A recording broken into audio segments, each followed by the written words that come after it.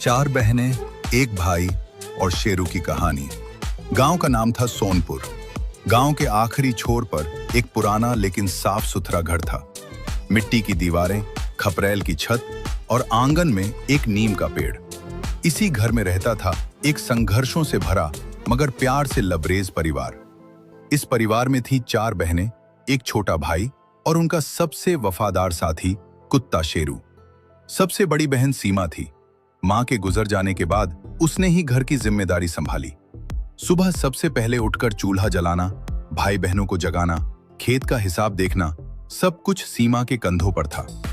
उसके चेहरे पर थकान थी मगर आंखों में ममता। दूसरी बहन रेखा थी। वो घर की मुस्कान थी। जब घर में पैसों की कमी होती तब भी रेखा हंसकर कहती, आज नमक रोटी ही सही, लेकिन साथ में खाएंगे तो स्वाद आएगा। तीसरी बहन किरण पढ़ाई में बहुत तेज थी। उसके सपने बड़े थे। वो टीचर बनना चाहती थी ताकि गांव के बच्चों को पढ़ा सके। किताबें उसकी सबसे बड़ी दौलत थीं। सबसे छोटी बहन गुड़िया घर की चिड़िया थी। कभी इधर कभी उधर। उसकी हंसी से पूरा घर गूंज जाता। दुख के पलों में वही सबको हंसा देती। इन चार बहनों के बीच था छोटा भाई मोहन। उम्र में छोटा लेकिन समझ में सबसे आगे। वो बहनों के लिए पानी भरता, लकड़ी लाता और जब सीमा थक जाती तो चुपचाप उसके पैरों को दबा देता। मोहन का सपना था एक दिन बड़ा आदमी बनकर अपनी बहनों को सुख देना।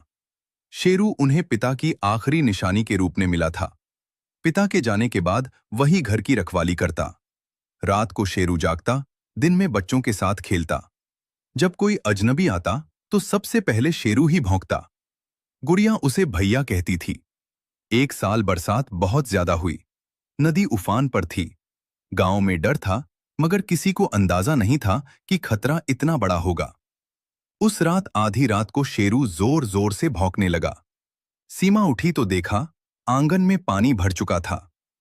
उठो, पानी आ रहा है, सीमा चिल्लाई। मोहन घबरा गया। गुड़िया रोने लगी। तभी अचानक छत का एक हिस्सा गिरने लगा। शेरू ने मोहन को दांतों से पकड़ा और ऊंची जगह की ओर खींच लिया। चारों बहनें बच्चों को लेकर नीम के पेड़ पर चढ़ गईं। पूरी रात वे बारिश, आंधी और डर से लड़ते रहे। शेरू नीचे पानी में खड़ा पहरा देता रहा। सुबह गांव वाले नाव लेकर आए। सब सुरक्षित थे। सिर्फ शेरू थककर बेहोश हो गया था।